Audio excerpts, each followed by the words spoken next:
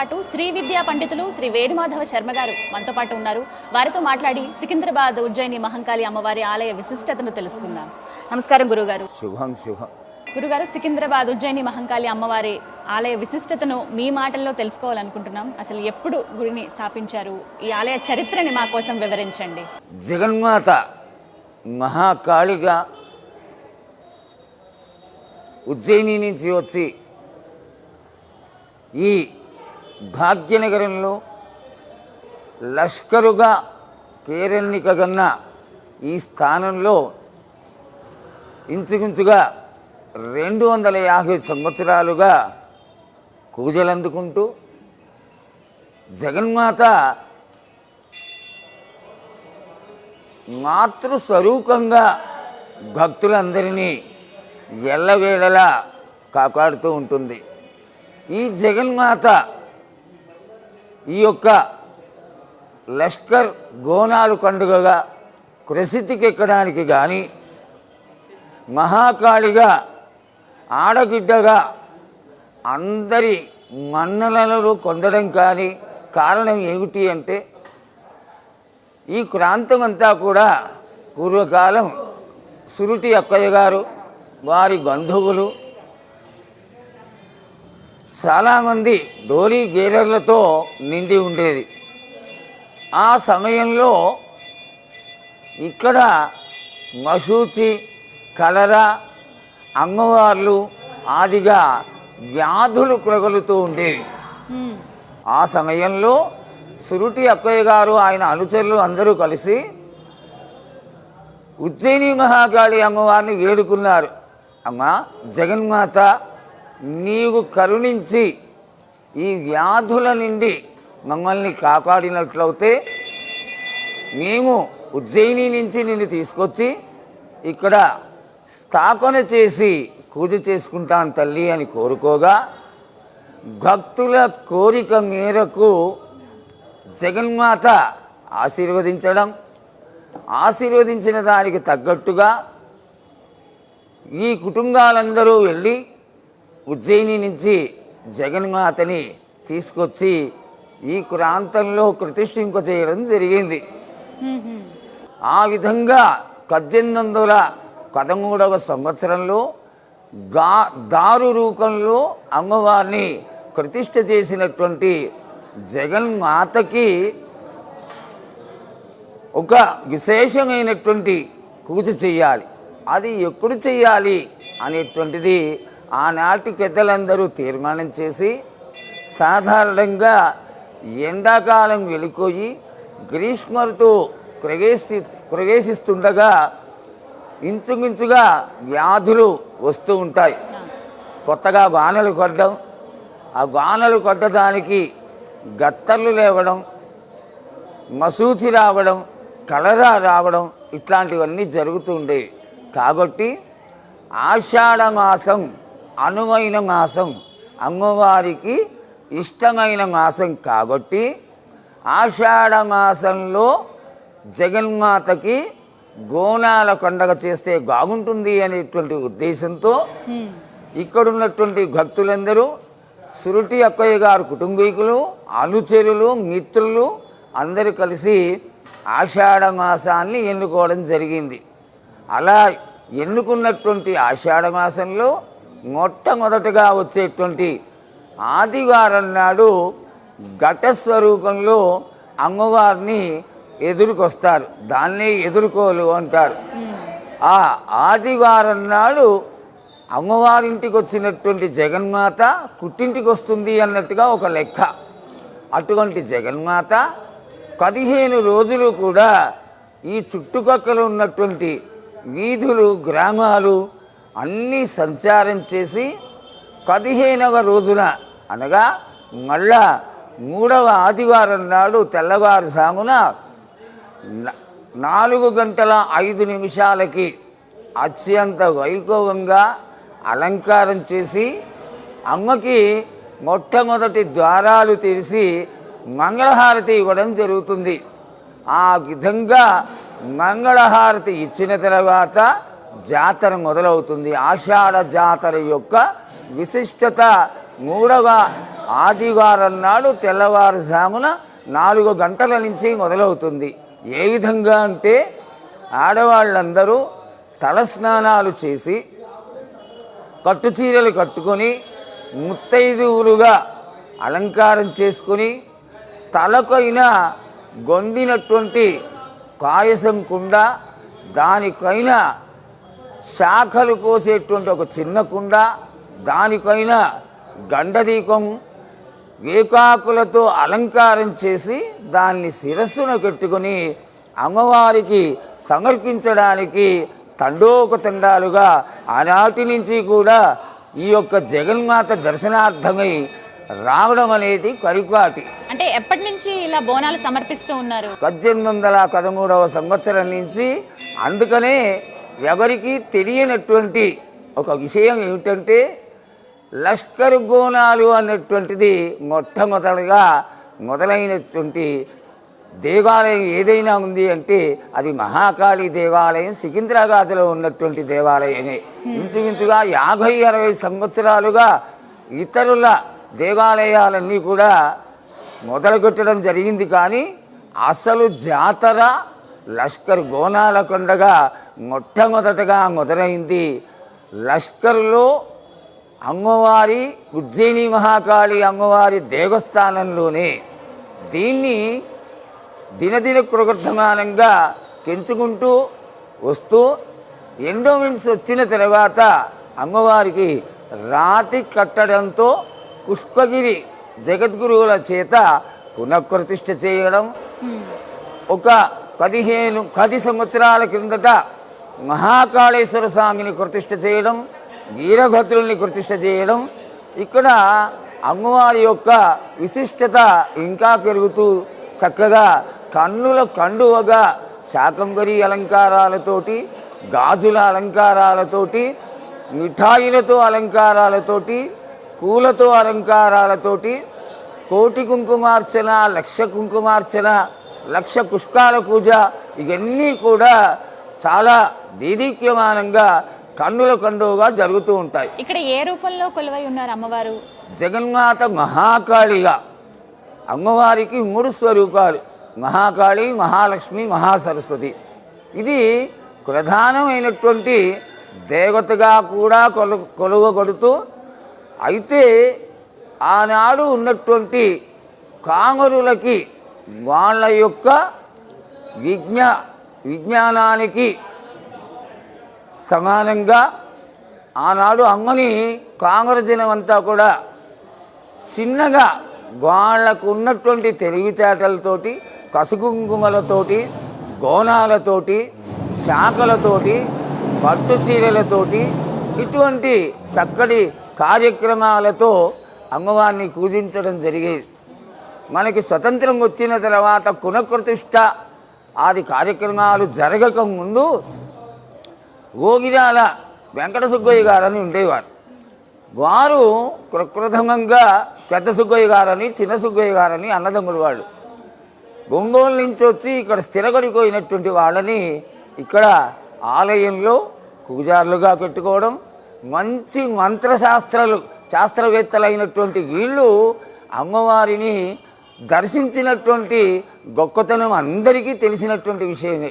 ఆదివారం నాడు తెల్లవారుజామున అలంకార ప్రేరిత అయి దర్శనమిచ్చినటువంటి జగన్మాత ఆ రోజు సాయంత్రం వరకు కూడా భక్తులందరూ ఈ విధంగా దర్శించుకుంటారు.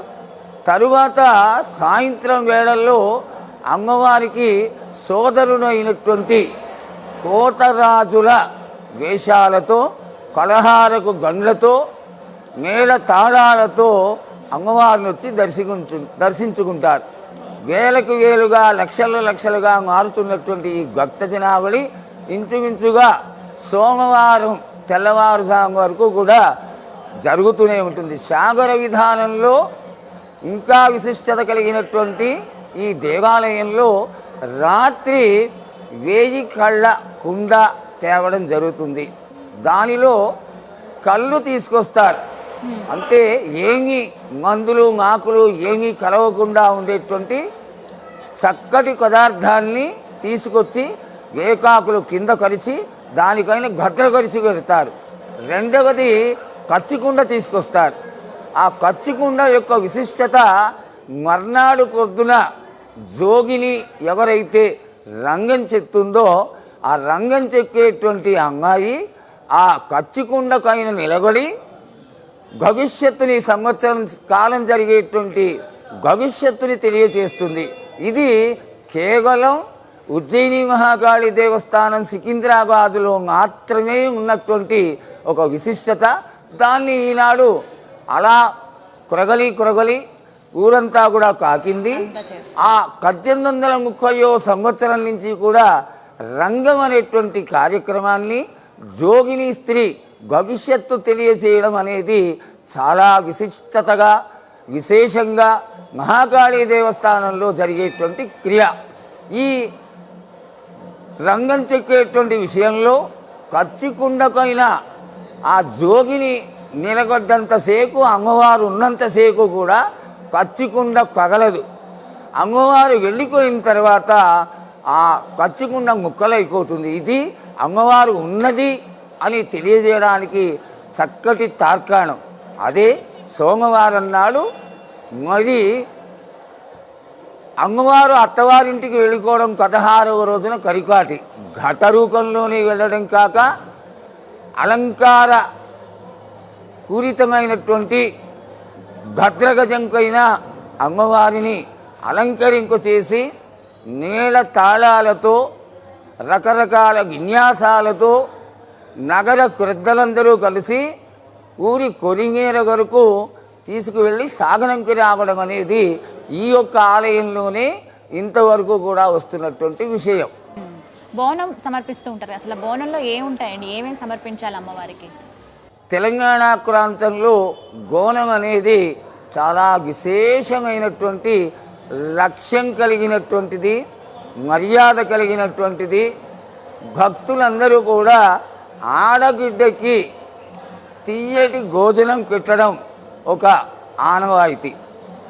ఆడబిడ్డ పుట్టింటికి వస్తుంది కాబట్టి ఆమెకి కొత్త కుండలో పాయసం వండి దానికి చుట్టూ కసుకు రాసి కుంకుమతో అలంకారం చేసి దానిపైన వేపమండలు పెట్టి దానిపైన ఇంకొక చిన్న కుండ పెట్టి దానిలో చల్లటి నీరు, పెరుగు, పసుపు, కుంకుమ, వేపాకులు వేసి దానిపైన అమ్మవారికి గుర్తుగా గండదీపాన్ని పెడతారు. అమ్మవారి యొక్క సాక్షాత్కార లక్షణం అన్నమాట ఇది. ఈ విధంగా చాలా శ్రద్ధతో తీసుకొచ్చి జగన్మాత ముందర ఉన్నటువంటి కోతలింగడు ఉంటాడు కదా, ఆ కోతలింగడి ముందర అమ్మవారికి పాయసం సమర్పించి రోగాలు, నొక్కులు, పసికిల్లలు, గాలి ధూళి ఆది వ్యాధులకి కారు కడకుండా ఆ శాఖని సమర్పించడం జరుగుతుంది. ఈ శాఖని సమర్పించడం, ఏకాకులు అమ్మవారికి అందింపు చేయడం, ఈ యొక్క పాయసాన్ని అమ్మవారికి పెట్టడం, పప్పు గెల్లాలు పెట్టడం, ఇవన్నీ కూడా ఆషాఢ మాసంలో వచ్చేటువంటి రోగాల్ని రాకుండా నియంత్రణ చేయడానికి ఒక సాధారణ పద్ధతిలో చక్కటి మార్గంగా తెలంగాణ ప్రజలందరికీ తెలుసు కాబట్టి ఇంచుమించుగా 250 సంవత్సరాలుగా ఈ గోనాలు అనేటువంటి కార్యక్రమాన్ని ఇంత చక్కగా కూడా ఈ ఉజ్జయిని మహాకాళి దేవస్థానంలో జరపడం జరుగుతుంది.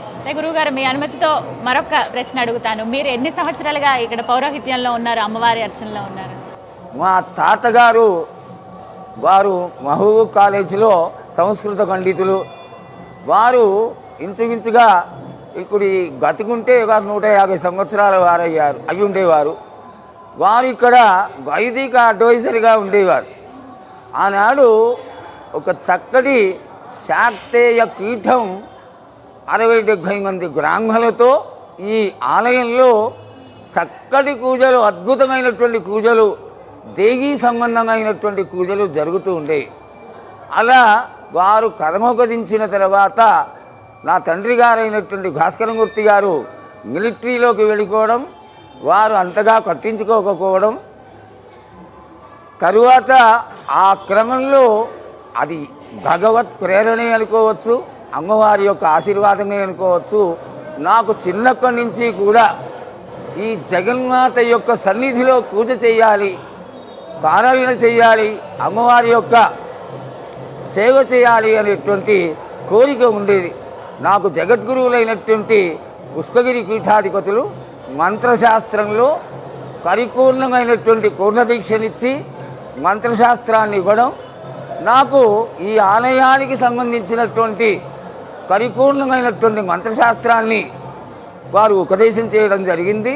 ఆ విధంగానే వారి ప్రేరణతో, జగద్గురువుల ప్రేరణతో నేను మళ్ళీ ఆలయంలో ప్రవేశించడం, 40 సంవత్సరాలుగా ఇంచుమించుగా నాకు ఆలయంతో సంబంధం.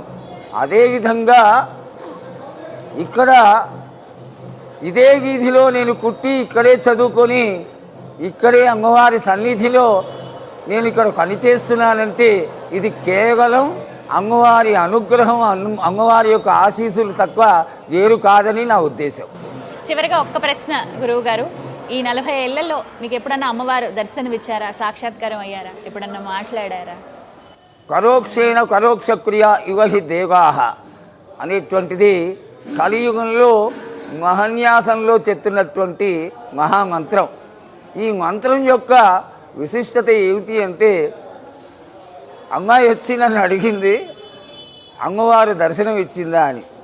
అమ్మవారి యొక్క లీలలు చాలా విశేషంగా ఉంటాయి.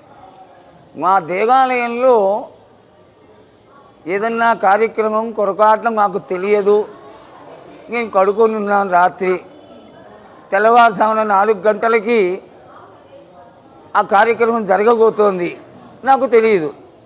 ఆ రాత్రి వేళ ఎవరో తట్టినట్టుగా అవ్వడం, లేచి స్నానం చేసి కట్టుకునే దేవాలయానికి వస్తే ఆ రోజున అక్కడి కార్యక్రమానికి సన్నాహాలు జరుగుతూ ఉంటాయి. అట్లా నేను ఒక్కనే కాదు, జగన్మాత ఇది వరకు కాలంలో 40-50 సంవత్సరాల క్రిందట ఇందాక చెప్పా కదా, సుగ్గయ్య గారు, పెద్ద సుగ్గయ్య గారు, చిన్న సుగ్గయ్య గారు వాళ్ళు పూజ చేస్తూ అమ్మ మార్కెట్కు వెళ్ళి మిఠాయిలు పూలు తెచ్చుకో తల్లి అని చెప్పి అమ్మవారిని పంపించేవారట. ఆ పంపించిన వాళ్ళు ఒక అరగంటకి ఒక గాలి రూపంలోనో ఒక చిన్నపిల్ల రూపంలోనో ఎవరో వచ్చి మిఠాయిలు, అమ్మవారికి కావలసినటువంటి పూజలు, పూలు, పూజా సంభారాలు అన్నీ అమ్మవారి పూజ కోసం తీసుకొచ్చేవారట. ఈనాటికి కూడా సికింద్రాబాద్ మార్కెట్లో అమ్మవారి రూపంలో పరోక్షంగా స్త్రీలు వచ్చి డబ్బులిచ్చి పూజకని సామాన్లు కొనుక్కెళ్ళడం, వాళ్ళు వెళ్ళిన తర్వాత చూస్తే ఆ కాణీలన్నీ కూడా చక్కటి గగోలుగా మారి ఉండేవట. ఈనాటికి సికింద్రాబాద్లో చాలామంది వాటిని దాచిపెట్టుకున్న వారు చాలామంది ఉన్నారు. ఇంతకంటే జగన్మాత యొక్క సాక్షాత్కార నిదర్శనాలు ఉండవేమో అనేటువంటిది నా ఉద్దేశం. నిజంగా మేము కూడా అదృష్టంగా భావిస్తున్నాం. ముందుగా మీ ద్వారా తెలిసింది మాకు అమ్మవారు చాలా చెప్పడానికి. చాలా సంతోషం అండి, చాలా చక్కగా వివరించారు ఆలయ విశిష్టత, అసలు ఎప్పుడు ప్రారంభించారు, ఎప్పుడు ప్రతిష్ఠించారు, ఇవన్నీ కూడా మీ మాటల్లో విన్నందుకు మరింత సంతోషంగా ఉందండి. థ్యాంక్ యూ సో మచ్ గురుగారు. నమస్కారం.